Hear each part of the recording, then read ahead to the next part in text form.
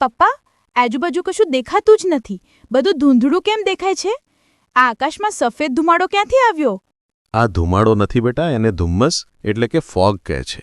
જ્યારે હવામાં રહેલી પાણીની બાષ્પ ઠંડકને કારણે સૂક્ષ્મ જળબિંદુઓમાં ફેરવાય ત્યારે એ હવામાં તરતી રહે છે. એ જ છે ધુમ્મસ. પાણીની બાષ્પ એટલે શું પપ્પા? જો બેટા, દિવસ દરમિયાન સૂર્યની ગરમીથી નદીઓ, તળાવો, છોડ અને જમીન પરથી પાણી વાયુ સ્વરૂપમાં ફેરવાય છે. એ હવામાં ભળે છે. તેને જ આપણે પાણીની બાષ્પ એટલે કે વોટર વેપર કહીએ છીએ. રાત્રે જ્યારે આ હવા ઠંડી થાય છે ત્યારે આ પાણીની બાષ્પ નાના નાના જળબિંદુઓમાં પરિવર્તિત થઈ જાય છે અને એ બિંદુઓ હવામાં તરતા રહે છે.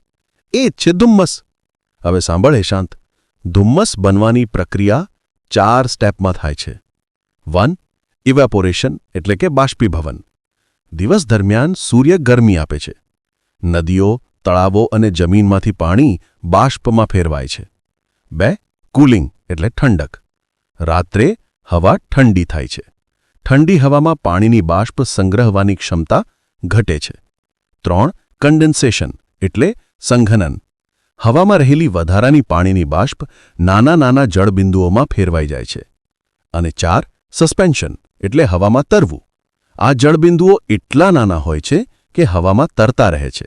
આ નાના જળબિંદુઓ એટલે ધુમ્મસ, જે દેખાતા દૃશ્યને ધૂંધળું બનાવે છે. અરે વાહ!